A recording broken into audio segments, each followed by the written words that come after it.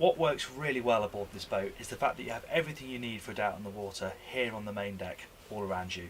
Completely flat floor, very easy to move around. Obviously the heart of the boat is this galley here, which spreads across both sides, so you have a good amount of countertop, you have a big twin sink, a 3-burner gas hob, good amount of cooling space over this side, and there's actually another cooling drawer underneath the helm seat here. But another smart touch is if I move back here, you have this pop-up bar area, so you have even more counter space, and it really feels nice to close in this seating area here, which spreads across both sides of the boat. Really sociable, and the table is big enough that it can span the companionway and people can sit both sides when you're sitting down to lunch or dinner.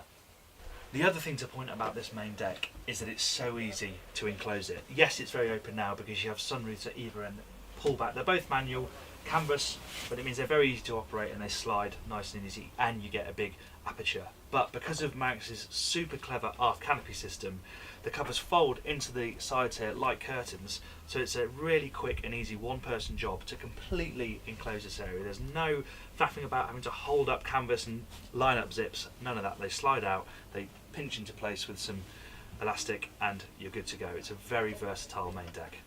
Now, it's not a cheap boat, over £400,000 all in for a 36-footer. However, you can see where that money's going because quality on board is very impressive. Not only the perceived quality, like this lovely countertop here and the wooden tops over the sinks and even this rather smart bendy tap, but all the lockers are lined and really beautifully smooth.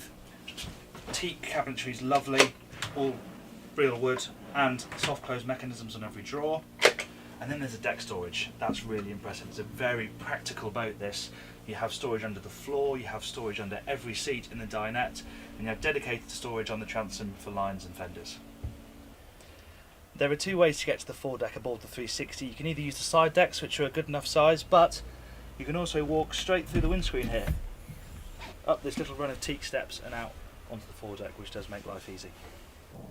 Now, down here on the lower deck is where you find the boat's accommodation. There are two cabins, the pick of which is the forward master. It has standing headroom for someone of 6 foot, a good sized double berth, and hanging storage either side. Now, the amidships cabin is a bit more compromised because the berth runs under the cockpit, so really it's a crawling berth only, though the bed is a good size. And it's nice to see that there's full standing headroom, at least in the doorway, and it has its own hanging storage as well. And then to starboard you have the bathroom, which again is a good size, and it's large enough to have its own separate shower cubicle.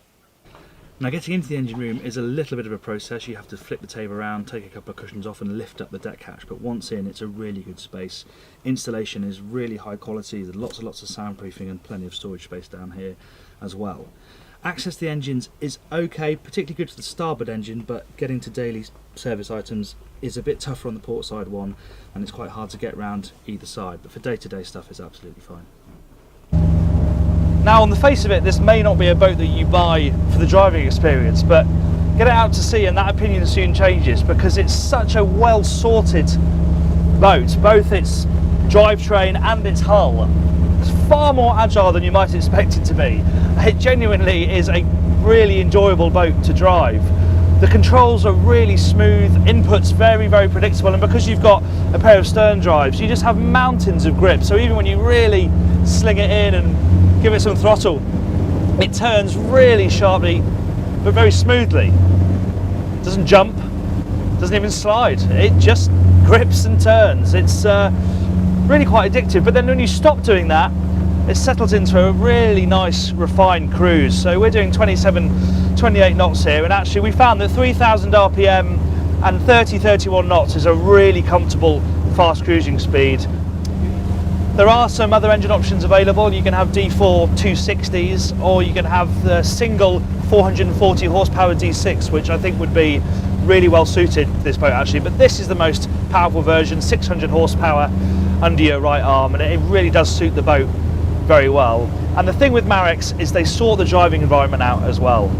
The driving position is excellent, the helm is really clearly laid out, you've got a nice mix of digital and analog. Now, the second plotter is an option, this boat has it, but it's really nice because then you can have your dials or radar up on one side and you have the chart on the other. Really very few complaints here at the helm, and with the roof open you can bolster this seat and stand and see over the windscreen as well.